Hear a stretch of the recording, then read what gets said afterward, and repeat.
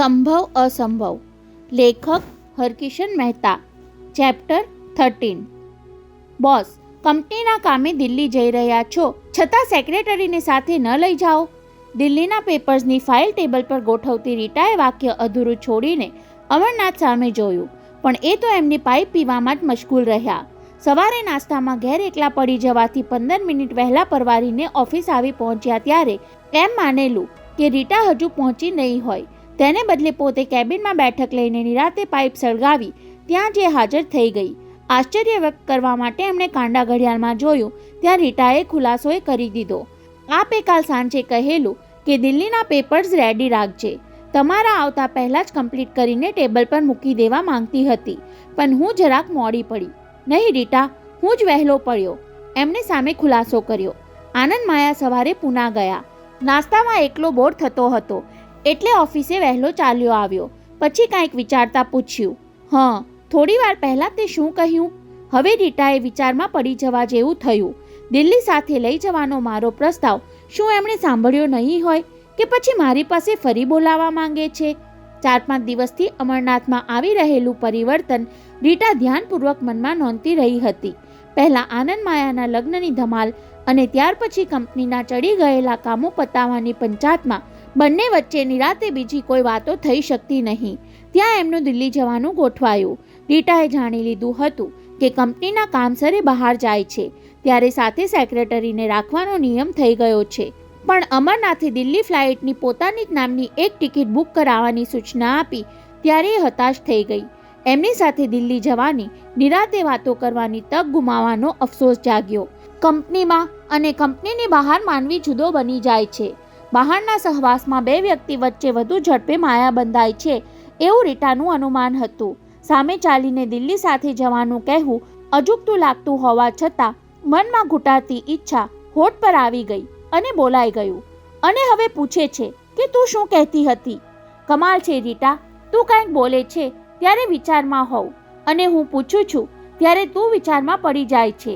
અમરનાથે મજાકની ઢબે કહ્યું, ઘણી વાર થાય છે કે માણસના મનમાં આવતા વિચાર સામી વ્યક્તિ જાણી લઈ શકતી હોય તો કેટલા બધા પ્રોબ્લેમ્સ ઓછા થઈ જાય. નહીં બોસ, ઓછા થવાને બદલે પ્રોબ્લેમ્સ વધી જાય. રીટાએ મજાકનો આશરો લઈને વાત છેડી દીધી. ધારો કે અત્યારે તમે ઓફિસમાં છો છતાં ઘરના વિચાર કરતા હો, ઘરમાં કોઈ હાજર નથી છતાં ઘરની કોઈ વ્યક્તિને યાદ કરતા હો. નહીં, તારી ધારણા ખોટી છે. અમરનાથે ઉતાવળે ખુલાસો સંભળાવ્યો. કોને ખબર કેમ, પણ દિલ્હી જવું ઘણું જરૂરી છે અને અહીં કોઈ અર્જન્ટ કામ અટકી પડવાનું નથી છતાં જવાનો ઉમળકો જાગતો નથી. એક્ઝેક્ટલી, હું પણ એ જ કહેતી હતી. તમને એકલા દિલ્હી જવાનો ઉમળકો જાગતો નથી. રીટાએ એકલા શબ્દ પર વજન મૂક્યું તો ખરું, પણ તરત જ વાળી લીધું. થોડી વાર પહેલાં તમે જ બોલી ગયા કે નાસ્તામાં એકલો બોર થયો એટલે ઓફિસે ચાલ્યો આવ્યો. આજે જ આવું કેમ થયું? નાસ્તામાં તો ઘણીવાર એકલા પડી જતા હશો. વાહ રે રીટા, તું તો માનસશાસ્ત્રીની ઢબે મારું મનોવિશ્લેષણ કરવા લાગી. અમરનાથે હસતા હસતા કહ્યું, એનીવે, ગો અહેડ, આઈ એમ એન્જોઈંગ. કહે જોઈએ, આજે એકલતા ફીલ કરવાનું કારણ તને શું લાગે છે? મને લાગે છે કે રીટા સભાન બની ગઈ. નિખાલસ થવું હતું પણ નફ્ફટ દેખાવું ન હતું એટલે સાવધપણે આગળ વધી. એકલતા લાગવાનું કારણ ઘરની માયા છે બોસ. ઘરની માયા તો મેં ક્યારેય છોડી નથી રીટા, પણ હવે એ ઘરમાં જીવતી જાગતી માયા વસે છે. પોતાના શબ્દો પર અમરનાથ ચમક્યા એટલે રીટા મુગ્ધપણે હસી. ઘરમાં સ્ત્રીની હાજરીથી બહુ મોટો તફાવત પડી જાય છે. વાહ રે, તું ભારતીય નારી જેવું બોલતા ક્યારે શીખી ગઈ? અસલી સંસ્કારની અસર ભૂસાતી નથી બોસ. છેલ્લા 5-6 દિવસથી હું તમારામાં પરિવર્તન જોઈ રહી છું. પરિવર્તન? કેવું પરિવર્તન? Change for better. રીટા હસી. અગાઉ તમને ઓફિસના કામમાં અત્યંત ઓતપ્રોત રહેતા જોતી. ક્યારેક મને ગુસ્સો થઈ આવતો, પછી વિચાર આવતો કે જીવનની એકલતા ટાળવા માટે તમે કામનો સથવારો સાધ્યો છે. ત્યારે હમણાં તમને કામ કરતાં કરતાંય વિચારે ચડી જતા જોઉં છું. વચ્ચે તમને જાણે ઘર યાદ આવી જતું હોય તેમ ક્યારેક બેધ્યાન બની જાઓ છો. એટલે જ તો તમારે મને ફરી પૂછવું પડ્યું કે દિલ્હી જવા બાબત મેં શું કહ્યું હતું? હા, તે ઠીક યાદ કરાવ્યું. તું દિલ્હી સાથે આવા બાબત શું કહેતી હતી રીટા? શરૂ કરેલી વાત અધવચ્ચે જ શું કામ અટકાવી દો છો બોસ? અંગત ચર્ચા કરવા માટે તમે મને બહારની ગણતા હો તો? નહીં રીટા, કોઈક આપણને સમજવાનો પ્રયત્ન કરે એ તો ગમે, પણ કેટલીક ચર્ચા સરખી ઉંમરનાની સાથે થાય તો વધુ ફાવે. જોયું, અચાનક તમને આજે આપણી ઉંમરના તફાવતનું જ્ઞાન થઈ આવ્યું. રીટા હસી. ઘરમાં હજુ તો પુત્રવધુ આવી ત્યાં કદાચ દાદા જેવા બની ગયા. હવે અમરનાથ મરક તેને જોતા રહ્યા. રીટા, તને આજકાલમાં ડાપણની દાળ ઉગી છે કે શું? ના જી, પણ તમારા કહેવાનો મતલબ હું સમજી ગઈ. આજકાલ હું દોડડાપણ કરવા લાગી છું, એમ જ ને? ના, આજકાલ તો મારું માઇન્ડ રીડિંગ કરવા લાગી છો. અમરનાથે ખુરશીમાં જરા પાછળ ઝૂકી છત પર નજર નાખીને, આજે સવારે જ મને દાદા બનવાનો વિચાર આવેલો. આનંદને એના દાદા જે રીતે બાગમાં રમાડતા, ઝૂલા પર હિંચકાવતા, વાર્તા કહેતા અને રાત્રે પંપાડીને પોતાના પડખામાં સુવડાવતા, એ દ્રશ્યો નજર સામે તરવરી ઉઠ્યા. મૂડી કરતાં વ્યાજ વધારે વહાલું લાગે એવું સાંભળ્યું હતું, પણ હવે તો હું પોતે જ એ મહેસૂસ કરવા માંડ્યો. રીટા કાંઈક બોલી નહીં. કદાચ એ એમને બોલવા દેવા માંગતી હતી, કદાચ એને પોતાને કાંઈ બોલવાનું સૂઝ્યું ન હતું. તને વિચિત્ર લાગે છે ને રીટા? એટલે જ તો કહેતો હતો કે કેટલીક ચર્ચા સરખી ઉંમરનાની વચ્ચે ફાવે. તને લાગતું હશે કે બોસને હવે બીજું બાળપણ આવવા લાગ્યું. બીજું બાળપણ નહીં, બીજી જુવાની આવવી જોઈએ.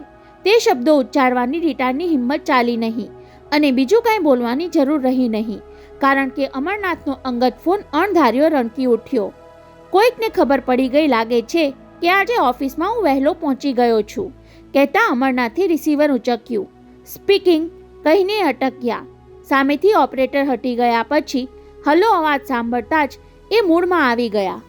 અરે દેવદત્ત, આટલા બધા કામઢા ડૉક્ટરને ફોન કરવાની ફુરસત ક્યાંથી મળી ગઈ? અમરનાથ, સાંભળ્યું છે કે આપ દિલ્હી પધારો છો? તે સાચું જ સાંભળ્યું છે. હવે મારી કોઈ હિલચાલથી તું અજાણ્યો નથી. તે તારી ભત્રીજીને મારા પર જાસૂસી કરવા ગોઠવી દીધી છે, કહીને અમરનાથ રીટા સામે ખંદુ હસ્યા. પણ તારી સામે મારી જોરદાર ફરિયાદ છે. છેલ્લી 3 રાતથી તું પાર્ટીમાં ગેરહાજર રહે છે. બધા જ અનુમાન કરે છે કે આપણી વચ્ચે કાંઈક અણબનાવ. અરે, એટલા માટે તો તને ફોન કર્યો. મારા જીવનનો એક મહાન બનાવ બનવાનો છે, દેવદત્ત ઉત્સાહભેર બોલીએ જતા હતા. 30 વર્ષના એક યંગ પેશન્ટ પર હાર્ટ ટ્રાન્સપ્લાન્ટનો પહેલવહેલો પ્રયોગ કરવાનું હોસ્પિટલે હમણાં જ ફાઇનલ કર્યું. એનું હાર્ટ રિપેર થઈ શકે તેમ નથી. ડેમેજ થયેલા હાર્ટ સાથે લાંબુ ખેંચે એમ નથી. ઘણી સમજાવટ પછી પેશન્ટ અને એના સગાવાલા આ સાહસ ખેડવા સંમત થયા. પણ દેવદત્ત, પેશન્ટને હાર્ટ કોનું બેસાડશો? એનો આધાર આવતા 4-6 દિવસમાં શું બને છે એના ઉપર રહેશે, દેવદત્તે સમજાવ્યું. આજે સાંજે પ્રેસ કોન્ફરન્સ રાખી છે. રિપોર્ટરોને આ પ્રયોગની વિગતવાર સમજણ આપીશું. આવતીકાલે બધા જ અખબારોમાં અને રેડિયો પર તેના સમાચાર આવશે. આશાસ્પદ યુવાનને જીવાડવા માટે હૃદયદાન કરવાનું વાતાવરણ સર્જવું પડશે. બધી જ હોસ્પિટલોને જાણ કરી દેવામાં આવશે કે અકસ્માતનો કોઈ ગંભીર કેસ આવે જેમાં ભોગ બનનારનું હૃદય સાબુત હોય અને જીવવાની 1% આશા ન હોય તો તરત જ એના સગાવાલાને હૃદયદાન માટે સમજાવવા.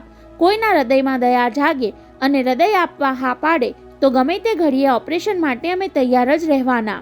આઈ wish you all the best Devdatt, લાગણીના રણકા સાથે અમરનાથે કહ્યું. કોઈના દિલમાં જરૂર હમદર્દી જાગશે. આ સાહસમાં તમને સૌને જરૂર જશ મળશે. બસ, મારે તારી પાસેથી એ જ સાંભળવું હતું. દેવદત્તના અવાજમાં પણ લાગણીની ભીનાશ ભળી ગઈ. બરાબર 9:15 વાગ્યે આખરી નિર્ણય લીધો કે તાબડતોબ મેં તારા ઘરનો ફોન જોડ્યો. સૌથી પહેલાં મારે તને જ એની જાણ કરવી હતી, પણ ઘેરથી માયાએ કહ્યું કે આજે તું વહેલો નીકળી ગયો. 1 મિનિટ, અમરનાથના મગજમાં ઝબકારો થયો હોય તેમ પૂછ્યું. ઘેર ફોન કર્યો ત્યારે માયા ક્યાંથી હોય? એ તો આનંદ સાથે પૂના જવા સવારે નીકળી ગઈ હતી. એટલી વારમાં ફોન પર માયા જ હતી. એને આ ખબર આપવાની તાલાવેલી જાગી, પરંતુ મન પર કાબુ રાખી દીધો. You should be the first person to know it. I am extremely happy to know it, અમરનાથે કહ્યું. ત્યારે મનમાં તો બીજી ગળમથલ ચાલતી હતી. આનંદ અને માયા પૂના જવા નીકળ્યા પછી વિચાર બદલીને પાછા ફર્યા હશે.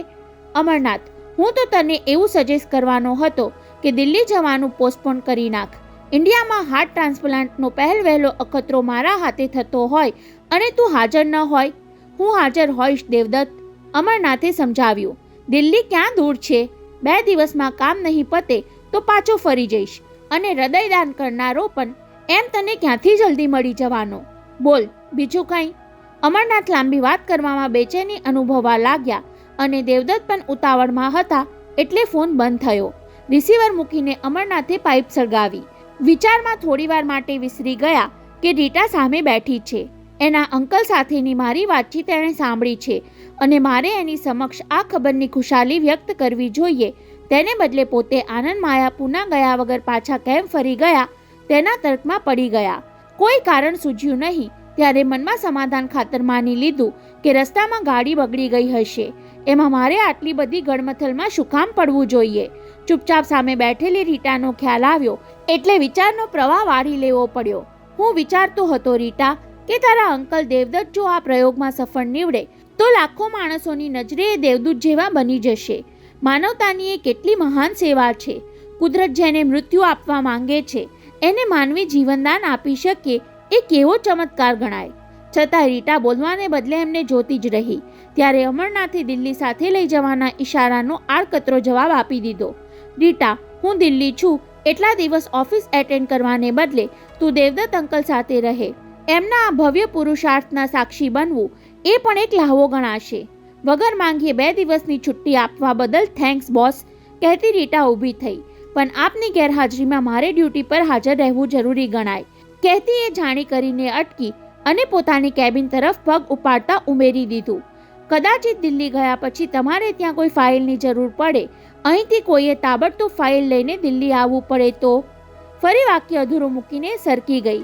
2 ક્ષણ પૂરતા તેના શબ્દો અમરનાથના મગજમાં ઘુમરાયા અને તરત જ ઘરના વિચારે ચડી ગયા. ફોનનું ડાયલ ફેરવીને ઘરનો નંબર લગાડ્યો. માયાને પૂછી જોવું તો ખરો કે પૂના કેમ ગયા નહીં? સામે ઘંટી વાગતી સંભળાઈ ત્યાં પાછો સંકોચ જાગ્યો. મારે આવી અધીરાઈ નહીં દેખાડવી જોઈએ. રાત્રે ડિનર ટેબલ પર નિરાતે આપોઆપ જાણવા મળશે. અને સામેથી કોઈ ફોન ઉપાડે એ પહેલાં જ એમણે રિસીવર દાબી દીધું અને કામમાં ધ્યાન પરોવવા દિલ્હીવાળી ફાઇલો નજીક ખેંચી. પરોઢિયે 4:15 વાગ્યે ટેલિફોન ઓપરેટરે ગુડ મોર્નિંગ સાથે એમને જગાડ્યા. ત્યારે પણ દિલ્હી જવાનો ઉમળકો જાગ્યો નહીં. રાત્રે ડિનર ટેબલ પર થયેલી ચર્ચા એમને વધુ બેચેન બનાવી દીધા હતા. આનંદે થોડા સંકોચ સાથે અને થોડાક રોષ સાથે ખુલાસો કરેલો. ડેડી, આમ અચાનક માયા બાળકની જેમ વિચાર બદલી નાખે તો કોઈને પણ ગુસ્સો ચડે. કલ્યાણ પાસે વર્ષો પહેલા કોઈ મંદિર હતું. 5 વર્ષ અગાઉ તેના પર વીજળી પડી અને ખંડેર બની ગયું. એમાં માયાએ અપસેટ થઈ જવા જેવું શું હતું? તમે જ કહો. પણ એ શું કહે? આનંદના ખુલાસાએ તો એમને પોતાને જ અપસેટ કરી નાખેલા. કલ્યાણનું એ મંદિર પોતાની જિંદગીનું એક યાદગાર અનુસંધાન, મીરાનો મેળાપ કરાવનાર પવિત્ર સ્થાન. પણ એ મંદિરના વિનાશથી માયાએ આટલો બધો આઘાત શું કામ અનુભવ્યો? ઘણીવાર સુધી અમરનાથ માયાના હાવભાવ નિહાળતા રહ્યા, પણ એ તો ગુનેગારની જેમ નીચું જોઈને જમતી રહી. અધવચ્ચેથી પાછા ફરી જવાની પોતાની જીત પર એને અફસોસ થતો હતો. વિના કારણે પોતે આનંદનું દિલ દુભાવ્યું અને નાની વાતને આટલું ગંભીર સ્વરૂપ આપી દીધું. માયા, તું ક્યારેય એ મંદિરે ગયેલી ખરી? અમરનાથે માયાળુ અવાજે પૂછ્યું. તને યાદ છે? માયાએ ડોક હલાવીને ના પાડી ત્યારે એ વધુ અચરજમાં પડી ગયા હતા. તો પછી તને ક્યાંથી ખબર પડી કે ત્યાં અગાઉ મંદિર હતું?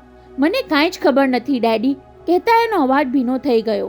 રૂંધાતા કંઠે માંડ બોલી શકી. મારી ભૂલ થઈ. આનંદને મેં સાંજે જ કહી દીધું કે ફરીવાર આવું ગાંડપણ કે આવી જીદ નહીં કરું. પ્લીઝ હવે એ પ્રકરણ પર બંધ વાળી દો. છેલ્લા શબ્દો સાથે તેની આંખોના આંસુ તગતગી ઉઠ્યા. થોડીવાર કોઈ કાંઈ બોલી શક્યું નહીં. છેવટે અમરનાથે માયાની તરફેણ લઈને આનંદને હળવો ઠપકો સંભળાવેલો. આનંદ, તું નાસ્તિક છો. મંદિર કે મૂર્તિમાં તને શ્રદ્ધા નથી એટલે માયાનું વર્તન તને વધારે વિચિત્ર લાગ્યું હોય.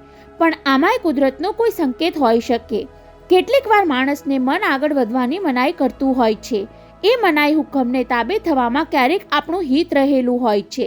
બનવા જોગ છે કે પૂના તરફ જવામાં અકસ્માતનું કોઈ જોખમ નડવાનું હોય, અહીંથી પાછા ફરી જવામાં આપણું હિત થવાનું હોય.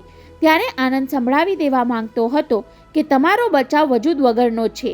મનના તર્કને તાબે થવામાં મને તો કોઈ ડાપણ દેખાતું નથી, પણ પોતાની દલીલ માયાને ધ્રુસકે ધ્રુસકે રડતી કરી મૂકશે એવી બીકે આનંદ ચૂપ જ રહેલો અને અમરનાથે વાત આટોપી લેવામાં ડાપણ માન્યું. પરંતુ એ ડાપણે એમની આખી રાત ડહોળી નાખી હતી. મનનું સમાધાન મેળવ્યા વિના દિલ્હી જવા દિલ માનતું ન હતું, છતાંય તેમણે તૈયાર થઈ જવું પડ્યું. જવાનું મુલતવી રાખવા માટે કોઈ કારણ મળતું ન હતું. માયાના વર્તનની જેમ પોતાનું આ વલણ પણ આનંદને વિચિત્ર લાગવાનો સંભવ હતો. ડ્રાઈવર આવીને પોતાની સુટકેસ લઈ ગયો એટલે અમરનાથે તેની પાછળ સીડી ઉતરવી પડી. નીચે પહોંચીને 2 ઘડી અટક્યા. ઘર છોડવા માટે ક્યારે નહોતી થઈ એવી કોઈક લાગણી અનુભવી. ન સમજાય એવું કોઈ ખેંચાણ વર્તાયું. રીટાના શબ્દો યાદ આવ્યા. તમને ઘરની માયા લાગી ગઈ. ડેડી હજુ તો પગથિયું ઉતરવા પગ ઉચકે ત્યાં પીઠ પાછળથી ધીરો છતાં અધીરાય ભર્યો સાથ સંભળાયો. છતાં એમણે ડોક ફેરવી નહીં. કદાચ મને ભ્રમ થયો હશે. અત્યારે માયા નીચે શું કામ આવે? પણ માયા લગોલગ આવીને ઊભી રહી ત્યારે ભ્રમ હોવાનો ભ્રમ ભાંગી ગયો. અચંબાભરી નજરે તેની સામે જોવાઈ ગયું. માયા? હા ડેડી, થડકતા અવાજે તેણે કહ્યું. અમારા ઘરમાં તો કોઈ બહાર ગામ જતું હોય ત્યારે વિદાય આપવાનો મહિમા છે. આનંદને મેં જગાડ્યો પણ ઘડિયાળમાં જોઈને સૂઈ ગયો. અમરનાથ મલક્યા. તારા આવ્યા પછી હું પહેલીવાર બહાર ગામ જાઉં છું એટલે તને વિદાય આપવાની ચીવટ જાગે. બાકી આનંદ માટે તો આ રોજનું થયું. એ બોલી રહ્યા એટલી વારમાં તો માયાએ ઝૂકીને એમને પ્રણામ કરી લીધા. ઘરના વડીલ બહાર જાય કે બહાર ગામથી આવે ત્યારે પ્રણામ કરવાનો. તારા પિયરમાં મહિમા છે એમ જ ને? કહીને એ હસી પડ્યા. માયાનો આ લાગણીભર્યો વર્તાવ તેમના હૃદયમાં સ્પર્શી ગયો. સાથોસાથ આગલા દિવસની વાત પણ યાદ આવી ગઈ. કહ્યા વિના રહેવાયું નહીં. માયા, તારી આંખોમાં ઉજાગરો ડોકાય છે. ગઈકાલે પૂના ગયા વગર પાછા ફરી જવાનો અજંપો મનમાં સંઘરી રાખ્યો નથી ને? જવાબમાં માયાએ ઉજાગરા ભરી કીક્યો પાપણમાં સંતાડી દીધી. અમરનાથને તેની ખામોશીમાંથી વેદના સંભળાઈ. પૂછ્યા વિના રહેવાયું નહીં. કાંઈ કહેવું છે તારે માયા? ત્યારે માયાએ 2 વાર હકારમાં ડોક નમાવી. અમરનાથની ઈચ્છા થઈ તેના માથા પર હાથ મૂકી પૂછી લઉં. શું કહેવું છે? 2 ધડક કહી દે. પણ તેમણે ધીરજ રાખી. માયાએ ગળું ખંખેર્યું. વાત તો એ જ છે કે ડેડી, રાધાકૃષ્ણનું મંદિર નાશ પામ્યું એનો વસવસો મારા દિલને બેહદ પજવી રહ્યો છે. સાંભળીને અમરનાથ ટટ્ટાર થઈ ગયા. એમના હૃદયમાં કાંઈક પીડા જાગી ઉઠી. માયા આગળ બોલે ત્યાં સુધી અસ્વસ્થતા જાળવી રાખી. ડેડી, એ ખંડેર પર ફરીથી મંદિર બંધાવી ન શકાય? જોરપૂર્વક માયાએ મૂકેલા પ્રસ્તાવે એમને વિહવળ કરી મૂક્યા. જાણે પોતાના જ મનની વાત માયાએ ઉચ્ચારી દીધી. આનંદના મધનના સ્મરણાર્થે એ મંદિરની ફરી સ્થાપના કરી હોય તો કેમ? માયા, અમરનાથે ઉભરાતી લાગણીને અંકુશમાં લેવા જોરદાર પ્રયાસ કરવો પડ્યો. છતાં અવાજમાં એની અસર તો આવી ગઈ. તારી પ્રશંસા કરવા માટે નથી કહેતો. સાચા દિલથી કહું છું કે આ ઘરમાં તારા આગમને મીરાને જાણે ફરી સજીવ કરી દીધી હોય એવું સતત મહેસૂસ કરી રહ્યો છું. દિલ્હીથી આવીને પહેલ વહેલું કામ એ મંદિરના પુનરુદ્ધારનું હાથમાં લઈશ. બસ ડેડી. લાગણીથી તરબોળ બની ગયેલી માયાની આંખોમાં આંસુ ઉભરાઈ આવ્યા. રૂમાલ માટે અમરનાથે કોટના ખિસ્સામાં હાથ નાખ્યો. પણ ત્યાર પહેલા માયાએ સાડીના છેડાથી આંખો લૂછી નાખી. ખિસ્સામાં રહેલા અમરનાથના હાથની આંગળીઓ સાથે ચાવીના જૂડાનો સ્પર્શ થતાં જ મગજમાં ઝબકારો થયો. લે માયા, ખિસ્સામાંથી ચાવીનો જૂડો કાઢી તેના તરફ ધર્યો. સ્મૃતિ મંદિરની ચાવીઓ છે. આજ સુધી ક્યારેય કોઈને સોંપી નથી. પણ ઘરમાં વહુ આવ્યા પછી વડીલે ચાવીનો ભાર શું કામ ઉપાડવો જોઈએ? અને માયાએ અધીરાઈભેર ચાવીઓ લેવા હાથ લંબાવી દીધો. એની આંખોમાં ઉપસેલી ચમક અમરનાથના ધ્યાન બહાર રહી ન હતી. કાંડા ઘડિયાળ પર નજર નાખીને હસ્યા. ઓહ, 5:15 થઈ ગયા. હવે મોડું કરીશ તો ફ્લાઇટ ગુમાવીશ. ઉતાવળા પગલે પગથિયા ઉતરી તેમણે કારમાં બેઠક લીધી. અધીરાઈથી રાહ જોતા ડ્રાઈવરે કાર સ્ટાર્ટ કરી. અમરનાથે માયા તરફ આવજોનો હાથ ઉચક્યો. જવાબમાં માયાએ ચાવીના જૂડા સાથે હાથ હલાવ્યો. કાર રવાના થઈ. પ્રવેશદ્વારમાંથી પસાર થતી દેખાતી બંધ થઈ. છતાં માયા એ દિશામાં તાકીને જ ઊભી રહી. જાણે એનું મન મોટરના વેગ સાથોસાથ જતું હોય એવું મહેસૂસ કર્યું. ચોકીદાર દરવાજો બંધ કરવા આવ્યો ત્યારે સજાગ બની જઈ માયાએ પીઠ ફેરવી ઉપર જવા માટે સીડી તરફ આગળ વધી. પહેલું પગથિયું ચડવા જતી હતી ત્યાં મુઠ્ઠીમાં રાખેલી ચાવીઓ જાણે કે સળવળી ઉઠી. માયાના મગજમાં હળવો સળવળાટ જાગ્યો. સ્મૃતિ મંદિર તરફ દોડી જવાની ઈચ્છા જોર કરી ઉઠી. મહા મહેનતે મનને રોકી પરાણે સીડીના પગથિયા ચડવા લાગી. છતાં મનમાં એક સવાલ ચકરાવો લેતો જ રહ્યો. એમણે મને ચાવી શું કામ સોંપી દીધી?